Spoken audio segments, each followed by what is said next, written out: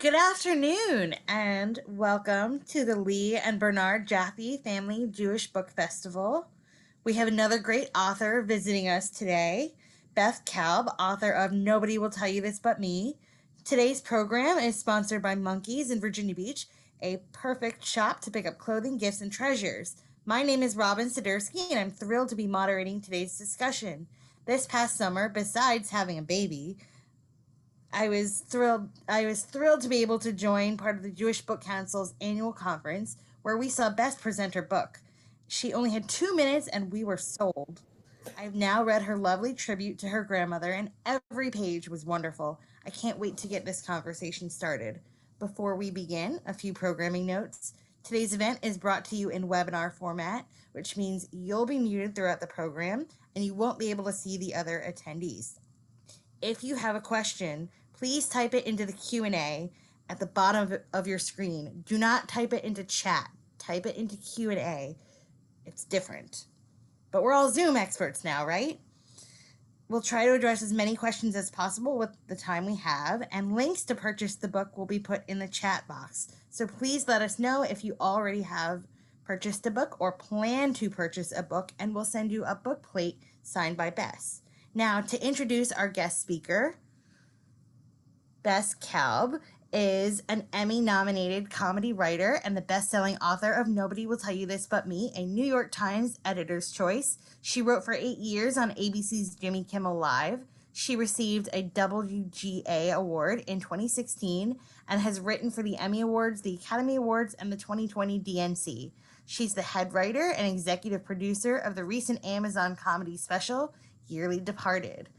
Let's welcome Bess. Hello, Robin. Hi, it's so nice to meet you, and Mazel Tov on your new baby. How exciting. Thank you. He's actually 7 months today. 7 months. Mine is 17 months, so I am the ghost of Hanukkah future for you. It's a real There's it more gets sleep, easier. right? We do get more sleep. You do get more sleep, and then you get less sleep, and then you get more sleep. And then they go to college, is what I've been told. And then nobody has any money. Nobody sleeps again. Yeah. Oh But my we're not here goodness. to talk about babies. We're No, here no, to no. talk But about you. thank you for having me, and thank you to the Jewish Book Council as always, and thank you to all 64 people who are joining us from Virginia Beach and elsewhere on what's a morning here in California, afternoon for you, and it's just exciting to be here with everybody. Thank you. We appreciate you being here, and thank you for getting up early. Oh no, I'm up at 5:30, so which is not to scare you. Oh yeah. Oh, I know. That doesn't end. So tell us about your book. I don't want to call it a memoir, and I don't want to call it a novel. What would be the way that you describe it? That was actually a central issue in the release of the book. Everything was ready, everything was copy edited, every comma was perfect, it was fine, and then we had the cover design, everybody loved it. The Russian doll symbolism makes a lot of sense if you've read it. And they said, "Oh my God, do we put a novel or a memoir?" Because underneath the title of a book, if you go to your bookshelf, it says a novel or a memoir almost always. And we were looking at this and we said, okay, well, this is a ghost autobiography. It's my grandmother's life story told in her voice, but clearly I'm the writer. She's not the writer. That paragraph does not fit neatly under Nobody Will Tell You This With Me, which is already a long title. And so a brilliant editorial assistant, Annie Bashai, who's so lovely and smart and talented and will be a great editor one day, and we'll be hearing a lot from her, said, what about a true as told to me story? My pitch was a love story, which is also not exactly what it is.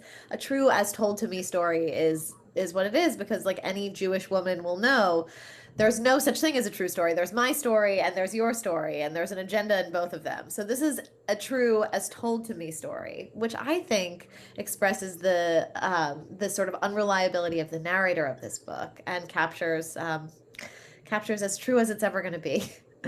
Yes, and here's what it looks like in case Yes. you have not seen the Oh, book I should yet. have my QVC ready. Yes, here's what it looks like. So, and it's gorgeous. And so tell us about the book and how you got the idea to do the book. Well, this book didn't start as a book at all. This started as a eulogy. And for those of you who have read it, you know that my grandmother's death is central to the book. It's part of her life story in this because it's of course the story of grief and me recovering from her death. The book starts out at her funeral, and you know, coincidentally, that's how the book project started. I was tasked with delivering a eulogy at her funeral. And sort of the grandchild spokesman. And I was really struggling as both a writer and a granddaughter to figure out how to encapsulate my grandma. And you know, my grandma was my closest person. She was, you know, outside of my husband, you know, who's lovely. My grandma was really the one who she heard more than he did about about my life, and because a lot of it was about him. And you know, that how do you in a matter of minutes sort of deliver an address that captures a life? And of course, that was putting way too much pressure on myself. And the concept of a eulogy, you just get up there, you say something. There's no wrong way to do it. You know, just being there together is the important thing. But I was in my head about it, of course, and I woke my husband up at 2 in the morning in the hotel in Massachusetts where we were the night before her funeral, and I said, "Okay, I've thrown out every draft. They're all so trite and saccharine and cliche. What if I just do it as her? Would that be in poor taste?" And he said, "You know, potentially."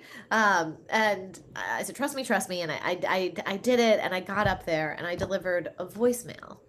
It's a voicemail that is written as a story in the book. It was the story of her taking me to nursery school when I was a little girl and sitting outside the classroom for a full week. And at the end of that story, that I thought really did capture the spirit of our relationship, of sacrifice, but also of kvetching about the sacrifice. There was the sort of knife turn at the end, which was move back to New York by the end of the year. And to me, you know, nothing could summarize her better than her own words and her own stories and the ways that she told her stories, with the sort of the narrative and then the narrative under the narrative. And I did that, and I looked into the audience, and my grandfather, my grandpa Hank, you know, who's the person still is the most shattered by her death, was laughing, and my relatives were looking at each other with recognition and joy, and it did feel to them like this was her voice. She was back in the room, and so once I knew that I could channel her for that, you know, and I've said this before, but very very tough crowd.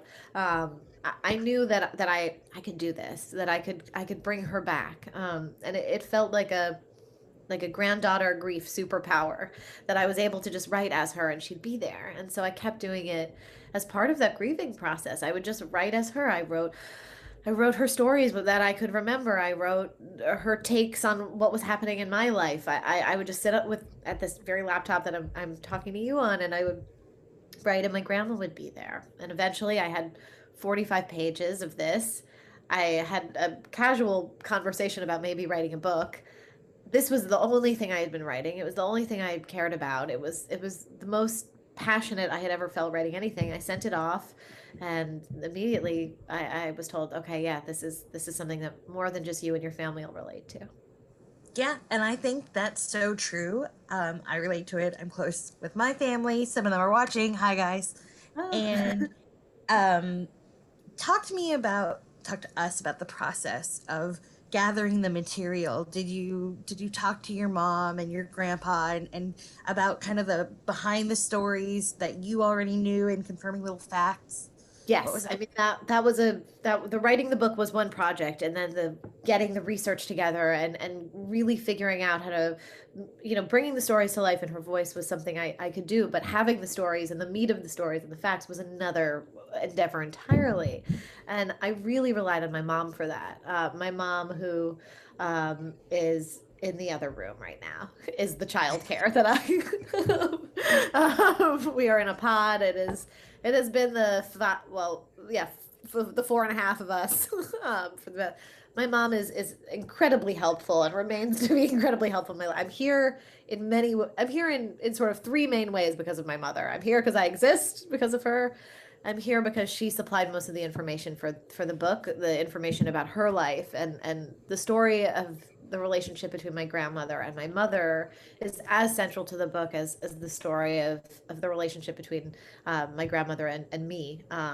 And I'm also here because she's watching my kids, so I could do this talk with you guys. So, but I think as part of a grieving exercise, and I'm not a psychologist, I hold no advanced degree, but there was nothing more therapeutic in my life than talking with my mom about her mom to process my grief about that woman's death. And the two of us together were able to sort of demythologize my grandma Bobby, as bizarre as that sounds, because this book is almost a myth making of her. But we were able to both see her outside of our prescribed roles. My mom saw her as a woman, and I saw her as a woman. When we both sort of triangulated the grandma story and the daughter story, we just saw who she was more clearly. And so it was a really profound experience. It wasn't just a neutral, like, Georgie was the one in law school and Leo was no, it was and okay, so the Mexico story. You wrote the memo to sue the school, and then where did you get the phone call? These were the nuts and bolts of our conversations, but really what was happening was this multi-generational family therapy. So yeah, it was intense. How did you decide what to put in and what to leave on the cutting room floor, so to speak? Yeah, no, that is to this day something that I still think about as I'm adapting the book to be a movie. The reason I left Kimmel is I sold the rights to make this book into a film, and that is my job now. I'm writing the screenplay, and I'm doing a second pass at what it's like another distillation, and the story becomes clearer each time I do this. It's what do I keep in to a 90-minute version of this, and if I really just wrote my experience of my grandma's life and our life together and the women who came before us, it would be a 700-page book. You'd have a tome, so like put Game of Thrones to shame. Any woman's life story could be this thick. But what I chose to keep in, and what I'm still as a writer struggling with, is what fulfills something that I'll call the fruit of the vine story, which is a matrilineal love story about how women in a family are reactions to and products of the woman who came before her. So it's the story of Rose, the refugee from Belarus, my grandmother, my mother, the rebellious 70s teen who turned into a doctor feminist, and then me, a mess. And so we have a comedy writer in Los Angeles, which is to say every Jewish mother's nightmare. But in all seriousness, and also in the book, and to spoil it for everyone, somebody who is about to have a child of her own. And I finished this book 4 months pregnant, and then sent in the manuscript when my son was 5 weeks old. And so the fruit of the vine is what I wanted to keep in. It was, how do I tell that inherited story? And there are also questions that a reader would have, like, okay, there's a man involved in the story, your grandfather. What was their relationship like? And so I put in the chapter, in my opinion, the most fun chapter of the book has nothing to do with those women. It's the story of my grandpa, this savvy, twinkle-eyed swindler and brilliant businessman, and love of my grandmother's life. To keep that in to more fully understand her. But I would say what is unusual about this, and the sort of coded political thing under what I just said, is that men are very much in the wings of this book. That men are the supporting characters, the happy, supportive husband, and women are really the thrust of this. So, yeah, that was sort of the general ethos and my idea going in. Couple quick things I want to touch on. Is your grandfather still alive? Yes, he is. Yes. What did he think of the book? My grandfather has a stack of this book in his building's lobby in Florida, all signed with his name. Like, you want a copy? Hank Bell, I'm in the book. You should see pages 62 to 78. That's the best story. I also come in here. There's a picture of me here. This is a very handsome picture. He knows who in his building took a copy, who didn't. He's like, the Lipschitz, we had a New Year's party a few years ago. They were the first there, last to arrive. They didn't take a book. I'm like, Grandpa, when the book came out, he was calling bookstores and every major Boston, Chicago, San Francisco, New York, and going, "Hello, I'd like to order the book by Bess Kalb about Bobby Bell." He was. They were like, "I'm sorry, do you have like an ISBN number?" Like what? And so he is extremely, extremely proud as a grandfather, and sort of has his chest puffed about it. But then more profoundly and more importantly, about a month after all of the fanfare, and calling me every day, going, "What are the numbers? How are they?" I don't know the numbers. I'm too scared to ask. I'm a woman. I don't ask those things. I'm just like, "Are you happy with me? Did I do it bad?" And about a month later, he called crying and he said, "Thank you." And he said that he read it. He read it on his. He had somebody in his building set up his Kindle to make the text large because it is, I guess it's printed a little small. But he said that he cried and cried and thank you. And that's the thrust of it. I mean, if you read the acknowledgments, it's thank you for my mother for the stories, and then this is for my grandfather. We are the stories that we leave behind, and the person telling the stories after we're gone can comfort those who need it. And so I gave that eulogy wanting to comfort my grandpa, and I wrote this book hoping that it would give him a little piece of her too. And I think it did. To my face, he's happy. That description of him matches exactly the way he's in the book. So I love hearing that. Oh, he's so proud. I want to go back to, you mentioned it's being turned into a movie. Do you know any kind of timeline, how it works in this crazy COVID world? I mean, the desk that I'm talking, the reason that I'm like, oh yes, in the movie, the desk that I'm talking to you on is covered in literally a how to write a book. There's so many index cards. It's like a Beautiful Mind or Homeland trying to put together a murder or a math problem. But no, timeline is something that, fortunately for a writer, is far off in the future. I don't have to worry about that stuff. I can just try to figure out what you would want to see in the movie version of this. And do you have a favorite scene in your head? Like, this scene must get into the movie. I'm really lucky to be working with a very brilliant director and team of producers on the movie, and they actually gave each producer. The producers are a production company called Sight Unseen. They made a movie called Bad Education with Hugh Jackman, Allison Janney. They made a movie called Dear White People that was very brilliant. And the director is a woman. That was something that in the selling of it was extremely important to me, that this is a woman's story. It needs to be directed by a woman. And there should be more women in the industry I work in who are directing. And she directed a movie about Alzheimer's called What They Had, starring Blythe Danner and Michael Shannon and Hilary Swank. And it was an independent movie that was just gorgeous. And it's one of those movies that is 95% on Rotten Tomatoes, and but a tiny movie. And she portrayed aging really tenderly. And with a lot of dignity and grace, and that was important. And so these people who are much better at this than I am have said the scenes that in the book that they see as the most cinematic filmic scenes, and they're completely the scenes that I flagged in my movie copy of the book as the ones that meant the most to me about who my grandma is. So the sort of Venn diagram of the scenes that they called out and the scenes that to me are my grandma are the ones that are going to go in. And a lot of them have to do with my mom and her struggling. That the story is a story of redemption about somebody who was, a capital B, capital M, bad mom, with so much love, such a good person who had a bad relationship with her daughter. This was not somebody who was a neglectful parent, or this was just someone who was a good person who butted heads with the daughter that she made. And you see them both and you're like, they're both completely justified, just get along. And so that's like a crux of the backstory of the movie, which is how did she become this doting grandmother? And so there's the fruit of the vine in the book, and then for the movie there's the how do you explain the relationship between Bess and Bobby, a weird third person. Sleep deprivation is good for being well, the best character is but how do you explain the relationship between my grandmother and me by the relationship that came before? So yeah, it's if anyone in the comments in the forum, in the Q&A has questions about it, maybe we can workshop it. What do you want to say? Do you have a dream cast in your head about who's going to play you and who's going to play your grandma? I would like to make myself as small a part of it as possible.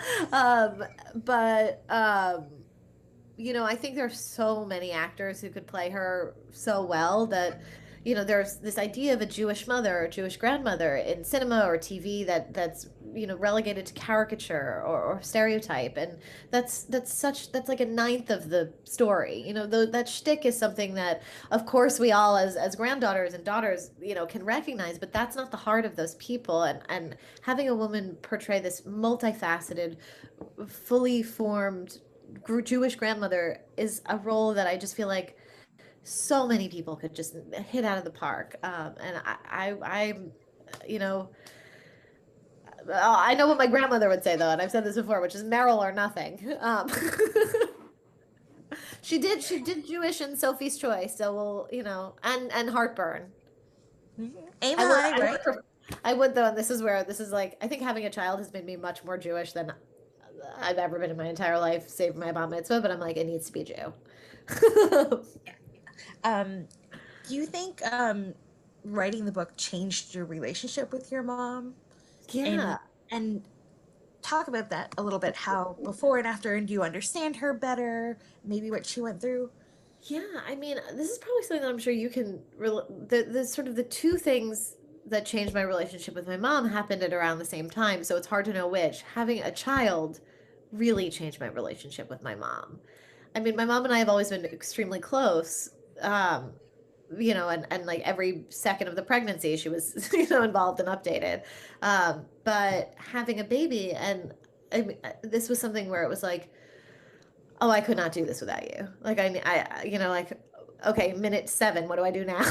um, and also like she's the only person I could really get angry at in a way that I have license to in these moments of the like, no, I told you I don't want any nursing tops. I so many things. The ocean is full of plastic, and she's like, you literally asked me to like go to Bye Bye Baby. Like my poor mother has dealt with the aftermath of birth probably more than the like trauma nurses. but but um but really, that and the book happening at the same time, I think, created sort of a version 2 of our relationship. And what went from something where we were certainly updated on the day to day all the time, there was this real moment to just sit back and appreciate the fundamentals of our relationship in a more profound way, and in a way that really said what went unspoken through that closeness that happened, the way that mothers and daughters are close. But we got to really name it with the book, which is like, thank you. I'm so grateful for you, Mom. I see what you went through as a teenager and a young woman, and I tried to sort of portray it as sensitively as possible. And by the way, there are stories in this book. This goes back to an earlier question that you asked. My mom told me a ton of stories about her life. There were some that I was like, Mom, I'm not putting that in a book because like your friends will see it, and that doesn't make you look great. Like they're like, she was like, oh, but it's such good drama, and I was like, no, like that's you being a Jewish mother, like wanting the book. And like I have to also be a Jewish daughter, which is like, no, I'm the only one who can say these things about my mom. And so yeah, I would say it really, really shifted for those 2 reasons in big ways. Do you think your grandma saw becoming a grandmother and when you were born as a chance to kind of like redo and kind of like fix how she was as a mom? Totally. I mean, you sound like the director of the movie. That really is the heart of this, which is and redo is exactly what it is. It's like the way that that people write movies from Pixar to Scorsese. It's once upon a time there was this, and everything that was going fine until, and then everything was different. And just when things were going okay, the crisis happens. And in a moment of valor, either a good change or a bad change, and they all either lived happily ever after, or it's you know Titanic, or he sinks. But the and so in that the crisis moment and the once upon a time there was this and everything was going fine until it's really once upon a time there was a mother and a daughter who really didn't get along, and there were these fights, and there were these differences, and there were these different sets of expectations, and they wrestled with each other, and finally the grandmother got through to the granddaughter enough that like the daughter was free and the grandmother would live her life and everything was fine, and she'd have this fabulous retirement until she looked into the eyes of this baby, and holy God, everything changed. And the reason for that is entirely internal to her overcoming the flaw of not repeating the relationship with Robin. It was, I have a do over, and I'm going to not bring any of that into this relationship. And I will have this daughter mother relationship with an infant who really needs me. And that will be my drive. That will be something that I am willing to sacrifice in ways that I never did as a mother. And in so doing, that'll repair my relationship with my daughter. I do see it as that is the moment where all three relationships are, it's not like I was a special kid. I'm the lucky beneficiary of like somebody who had to redo her relationship with her daughter. And so I just got all of this love, so much love that I'm like, and here you go, grandma. Here's you're immortalized. But it's because of that relationship with her daughter, of the not getting along, of the screaming fights, of my mom leaving. For those of you who haven't read the book, my mom left the house at age 16 to go to college. She was so driven to get away from my grandmother that she was the first class of women admitted to Brown. She got a 1600 on the SATs after going to school like 8 times, this hippie. And something that will be over my head and my son's head forever. Well, grandma got a perfect score. So yeah, that's how bad it was. And, for every action, there's an equal and opposite reaction. I am that equal and opposite reaction. How is it having your mom as a grandmother now? Like, do you feel like she has this standard that she has to live up to, or does she look at your grandma as like, that's her and I'm me and we're different? I don't know if she's doing this to pander, but she's like, this is such a grandma thing, but is he wearing it out? Like, to be like, I'm being just like grandma. I'm like, Mom, you could just be you. Or she says it because it's when she really needs to convince me of something. She's like, well, your grandmother would have said that he can't just have pita for lunch. And I'm like, I know he can't just have pita for lunch. I know that. I want him to eat the spinach too. I'm sorry. None of you deserve that. That is a look at that. And he has hummus, and he's very well fed. My child is well fed. If there's one takeaway that you have from this, but she'll say like, well, grandma would do this. There's a little story in this book of my grandmother foretelling what it'll be like when my mom becomes a grandparent, and it 100% came true to the sentence. As I've the teaser of I'm in Los Angeles and my mother is in Los Angeles. We're from New York. My parents live in New York City. They live in Morningside Heights. Their apartment in Morningside Heights now has like somebody subletting it because they came out here for 2 months when my son was born. Something, by the way, that my husband and I were never consulted on. But they came out and had a rental for 2 months, and he is now 17 months old. And so she became the type of grandmother who just showed up and didn't leave. The pandemic is a huge part of that. But is it? It's like It's a convenient excuse. A convenient excuse. Convenient excuse, exactly. She and my father, who deserves equal. My father is grandpa of the century. They are here, and growing up, when my little brother and I had to like get a jacket, we would go to the sale section, or we would go to this outlet store literally called Coats R Us, and they would be like, that's your jacket. For my son, it's like this, oh, here's a little Patagonia. Like, I'm like, what is going, like, nothing is too good for him. Like, they have a better car seat than us in their car. They, everything for the grandchild. And it's not just like the buying things. It's like, my mom didn't cook. This is terrible. I said so many nice things, I can say this, but it was like, she had 4 things. She would do like chicken, lasagna, pasta, whatever. Fine. For my son, it's like, I made this butternut squash, blah, blah, blah. Like, she's like, I sweated the vegetables first so that they retain their flavor. I'm like, oh, listen to you, Martha Jewart. It's a real pleasure to meet you. So yes, she's a very good grandmother. Okay. So somebody from the audience, and also me, we're not the same person, Yeah. listen to your book, listen to the audio version. Oh, It's you reading it, yes, right? it is. What was that like? Like getting to read your own book A and nightmare. really? I was at this point 10 weeks postpartum, and it was the longest I had been away from my baby. I mean, you've been quarantined with your child the whole time, so you know this more than anybody. Um, but I had to be in another part of town and sit in this booth pumping while reliving my grief. And so the poor audio, and I mean, once I was reading it, I loved it and I was in it and connected to it and I could turn it on. But the situation of it was just like this poor audio, who this like LA audio tech who's seen it all, this guy Mike with a goatee and a black shirt who has the things on and is like, we lost you a little bit, you're a little nasal there, like a little. By the end we were both like he gave me this huge hug at the end. He was like, that was beautiful, I'm not Jewish, but I this whole thing, because he saw how I was really going. I think if I weren't a postpartum wreck reading it, it wouldn't have had the heart behind it. But the times where it sounds like I'm getting choked up, that's not performance. I literally was like, Mike, 1 second. Which is crazy and psychotic to like bring yourself to tears with your own, like, it's not a great thing. When I told this story to my husband, I was like, I cried all day. He was like, oh really? Like, your writing was that beautiful to you? I was like, no, it's my grandma. He's like, maybe don't tell this story in public.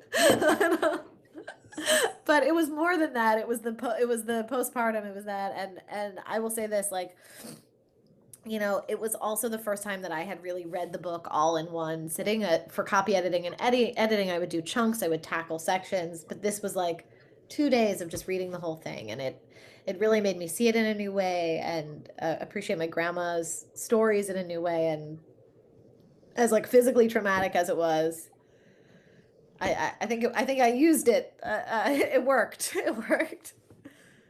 And it probably doesn't hurt that you're a comedian. You're used to, the timing. You know Yes. what it should sound like. That's Yeah. 100%. And like it's also why I wanted to write the screenplay, even though I have no idea what I'm doing. The getting her voice right is so important because it's so easy to go into shtick, especially with an older Jewish woman. It's so easy to just to make it a caricature and not a character.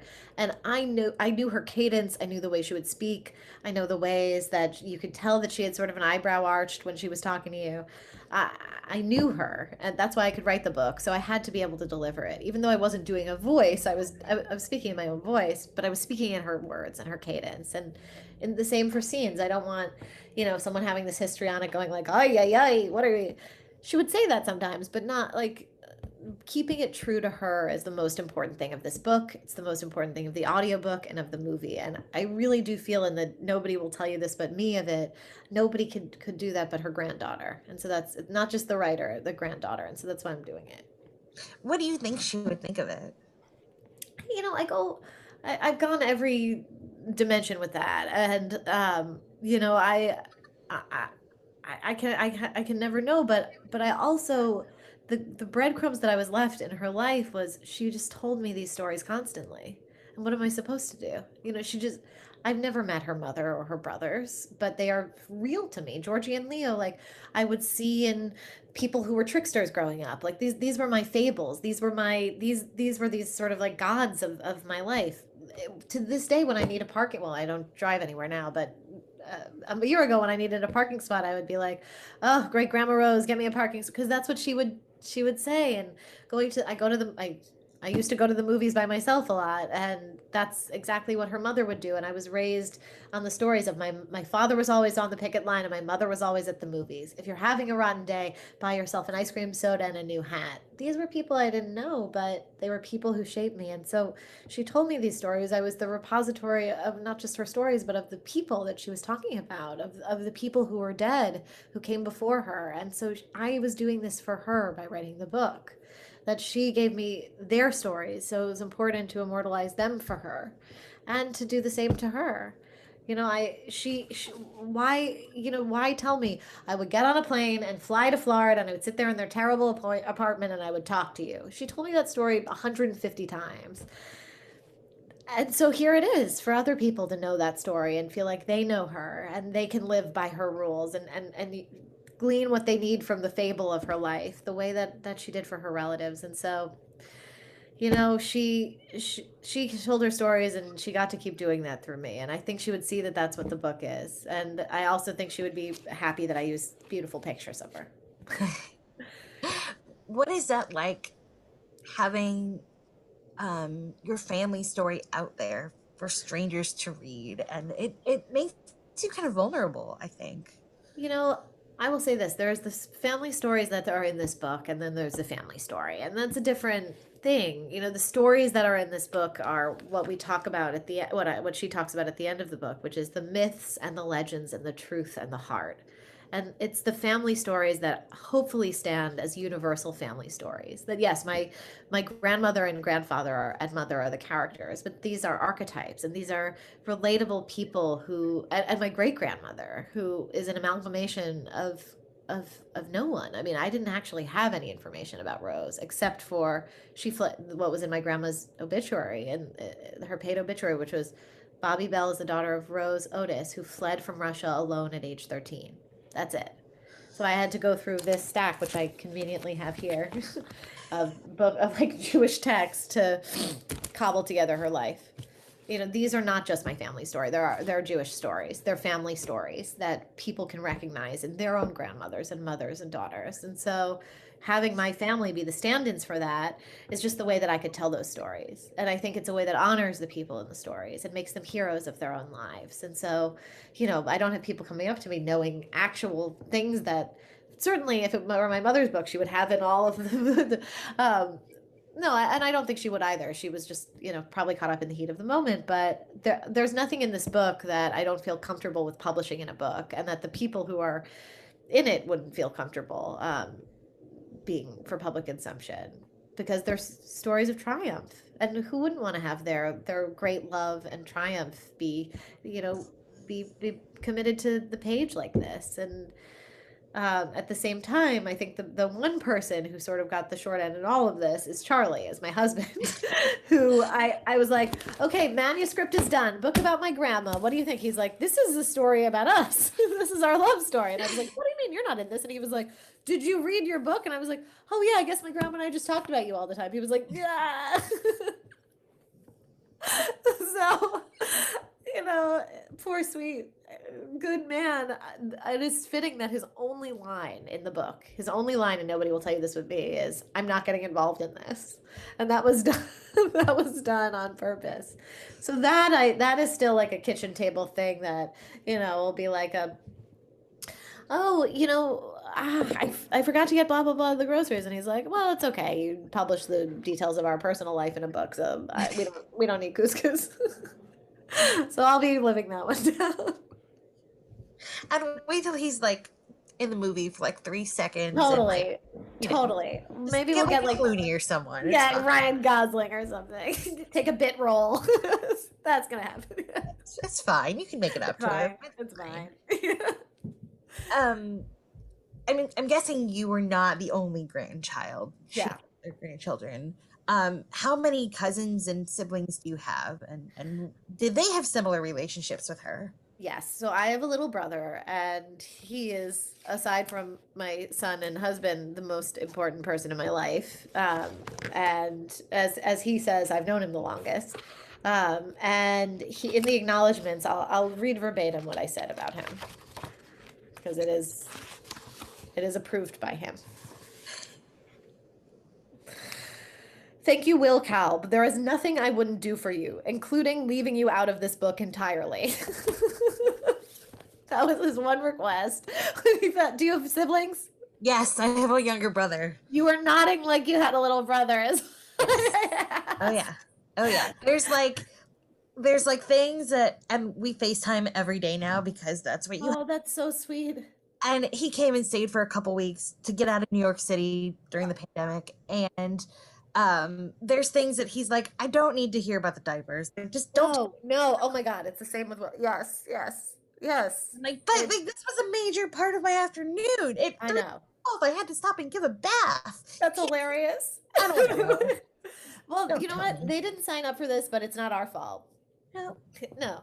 And like deal with it. You have a Jewish older sister. So when I was writing this book, I was like, and I'll tell the story of Central Park and how she took us when blah blah blah. And he was like, oh, Bess, okay. He's like, you don't have to listen to me because you never do, but and he was like, please just don't put me in the book. And I was like, of course, okay. Like, yes, that is that yes. Like that is not yes, and it also isn't the fruit of the vine, and like I had my literary reasons and like whatever, but out of love for my brother, this is which also speaks to my cousins who are all wonderful. My grandmother had 7 grandchildren, had a different and deep relationship with each of them. This is not their story. It is not my story to tell my job to tell their story. They each have a book of their own, a story of their own.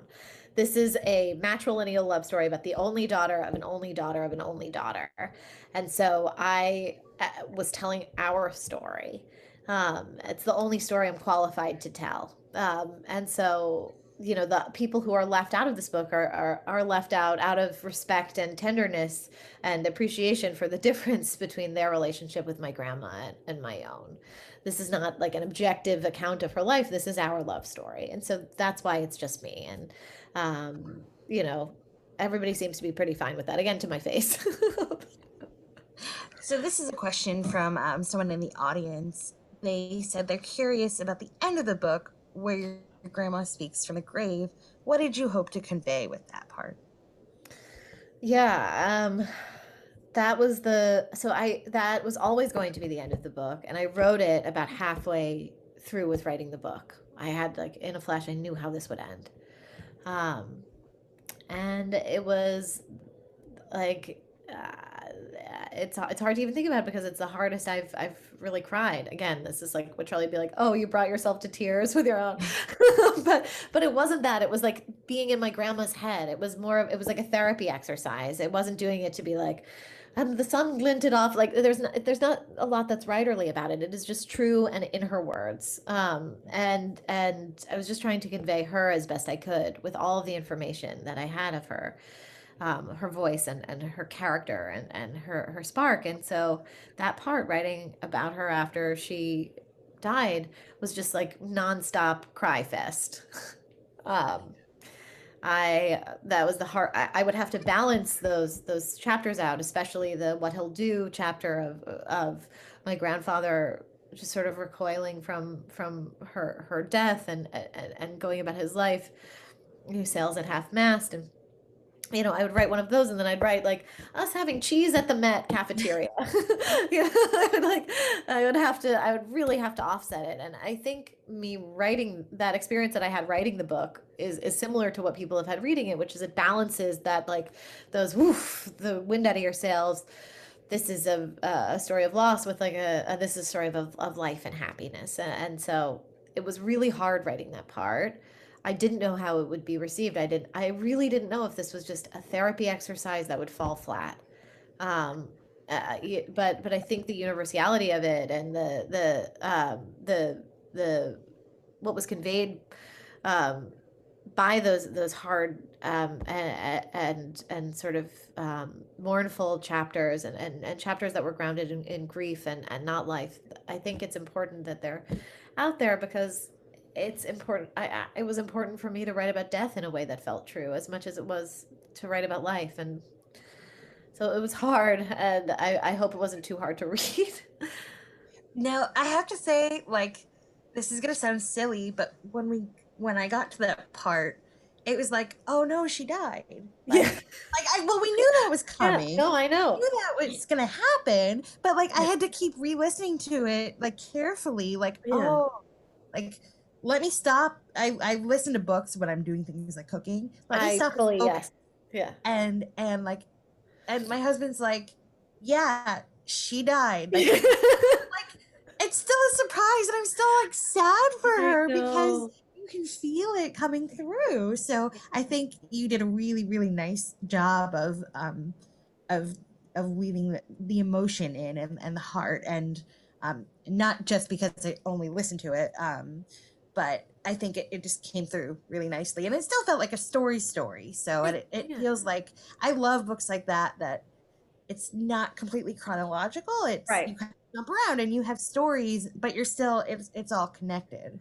So I think that was really nicely done. Thank you. It's what makes it a really hard screenplay to adapt. Because how do you do the once upon a time? But I will say that feeling of, maybe this is getting too metaphysical about it, but I think that that feeling of oh no, she died also mirrors the relationship that you have with a grandmother, which is the setup is that this person is 50, 60 years older than you are. And so this person will precede you in death. And that relationship, that closeness that you have is borrowed time. And Mhm. so I feel like the book hits you the same way that a grandparent's death hits you, which is so hard for someone on the outside. You know, my grandma died. Yeah, who, that's something that happens. It doesn't make it any less tragic.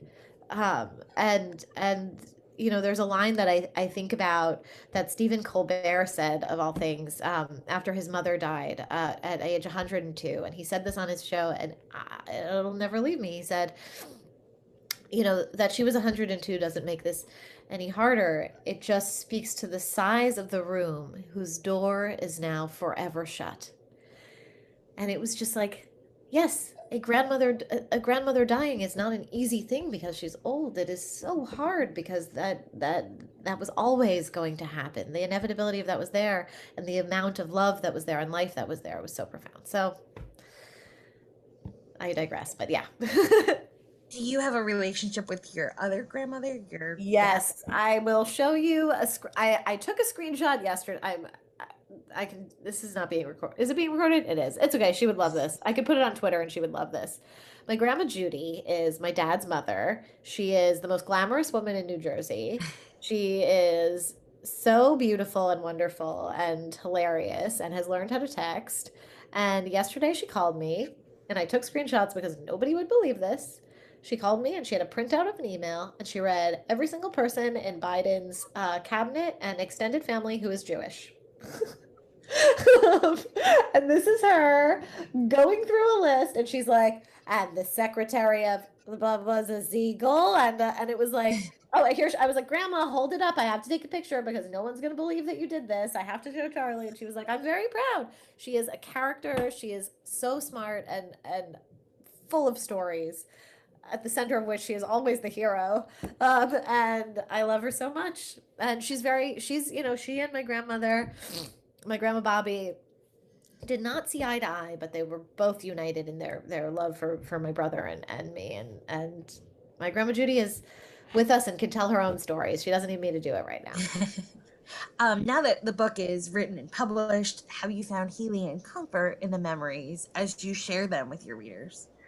Yeah, you know, I think that's partially why these events are such a joy for me, and talking with you, it feels like a real highlight of my day and week. It's the fear when my grandmother died, and there are probably people who will relate to this, is that like, oh God, she's going to be forgotten.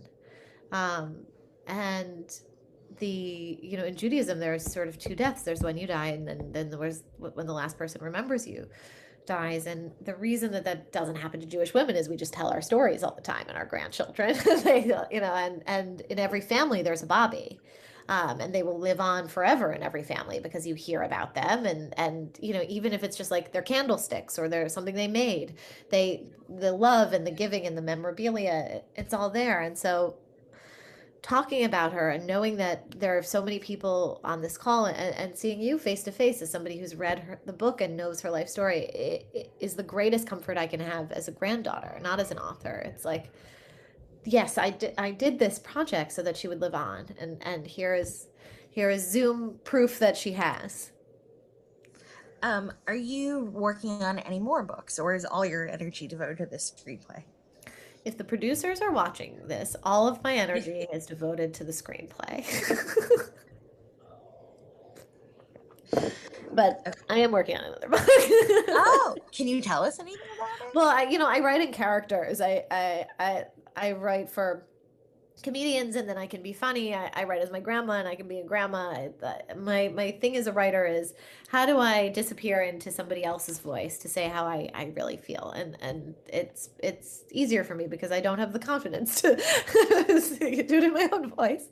And so I am working on, and if Erin Malone, the literary agent who made this, if she is watching this, all I am doing is the book proposal.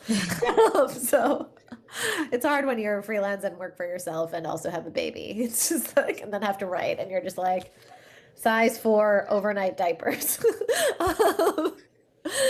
um, that's really somebody. I was talking to somebody who is another writer, and I was speaking with her about trying to figure out thing, and she said, "Okay, so what are you going to do next?" And without thinking, I was like, "I have to do the laundry."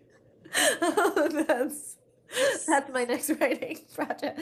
That's my next part of the outline. But the book is also in the voice of a very, very opinionated, very young woman, and it's about a true thing that happened growing up in Scarsdale, and it is a